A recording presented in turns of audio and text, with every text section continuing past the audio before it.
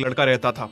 उसकी सौतेली माँ और बाप ने उसे घर से निकाल दिया था। उसकी सौतेली माँ ने सब कुछ अपने और अपने बच्चों के नाम पे कर रखा था और गोपाल को हिस्से के नाम पे 3 गायें दे रखी थी। गोपाल पढ़ा लिखा तो बहुत था, पर नौकरी ना मिलने के कारण उसने सोच लिया था कि वो अब उन तीनों गायें की खूब देख रेख करके उनसे जो दूध मिलेगा उसे बेच के अपना कारोबार चलाएगा।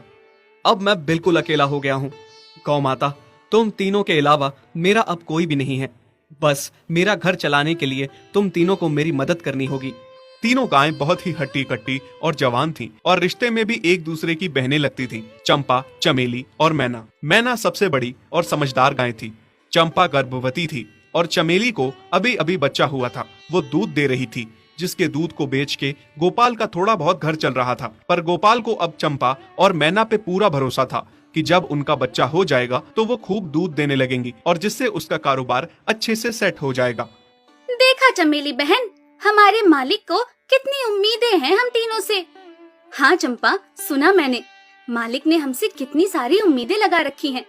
और उम्मीद रखे भी क्यों ना, कितना समय खर्च करते हैं मालिक हम पे और कितनी सेवा करते हैं हमारी, कितना खिलाते पिलाते हैं हमें। और फिर हम मालिक की उम्मीदों पे खरा ना उतरेंगी तो धिक्कार है हमारी जिंदगी पर। सही कह रही हो बहन तुम। चलो हम तो मालिक के लिए कुछ ना कुछ कर ही लेंगे। तुमने बच्चा दे दिया है, दूध भी दे रही हो, मैं भी गर्भवती हूँ। थोड़े दिनों में मैं भी बच्चे को जन्म दे दूंगी, फिर दूध भी देने लगूंगी। लेकिन इस मैना दीदी को देखो, हम दोनों से बड़ी हैं, एक बार भी बच्चा ना दे पाई आज तक। क्या इसका फर्ज नहीं बनता मालिक के लिए कुछ? ये तो बड़ी हैं, हमसे ज्यादा इसको मालिक के लिए करना चाहिए था, लेकिन हम छोटी होकर इतना सोच रहे हैं।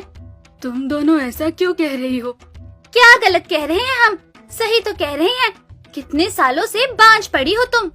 ऐसा कैसे कह सकती हो तुम? बच्चा देना ना देना मेरे हाथ में थोड़े ना है।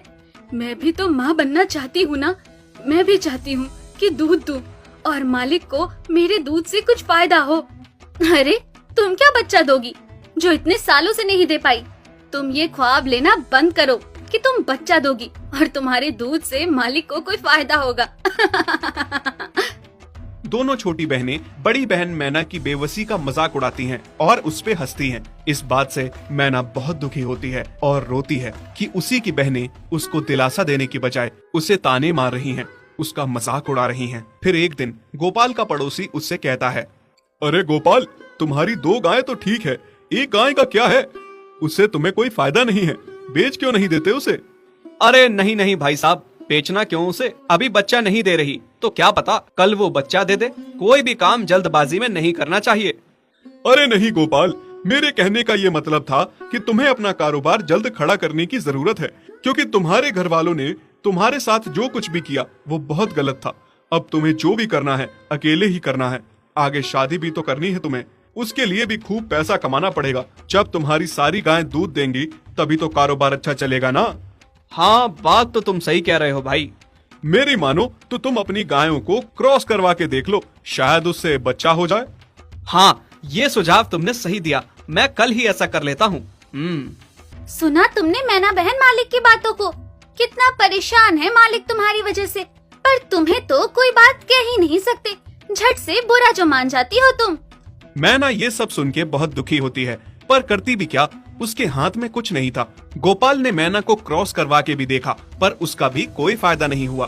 गोपाल, जो सुझाव मैंने तुम्हें दिया था, क्या वो तुमने आजमाया? हाँ भाई, वो भी करके देख लिया, पर उसका भी कोई असर ना हुआ। ये गाय किसी काम की नहीं है गोपाल, मेरी माना तो इसे बेच दो। मैं सोच रहा हूँ एक बार फिर से क्रॉस करवा के देखता हूँ, शायद कोई बात बन जाए। देख लो, पर मुझे नहीं लगता। देखा, इन लोगों को भी पता चल गया तुम बच्चा नहीं दे सकती, तुम बांझ ही रहोगी। सही कह रही हो तुम दीदी, इतने जतन करने के बाद भी बच्चा नहीं हो रहा तो अब क्या होगा? गोपाल मैना को एक बार फिर से क्रॉस करवा लेता है। दोनों बहनें चंपा और चमेली मैना के बांझपन का मजाक उड़ाती हैं और उस पे खूब हंसती हैं। फिर एक दिन मैना चमेली के बच्चे के साथ खेल रही थी कि तभी चंपा देख लेती है। हाँ देख तो चमेली दीदी, ये मैना दीदी तेरे बच्चे के साथ क्या कर रही है? मुझे समझ में नहीं आ रहा, तू इस बांझ के साथ अपने बच्चे को कैसे छोड़ सकती है?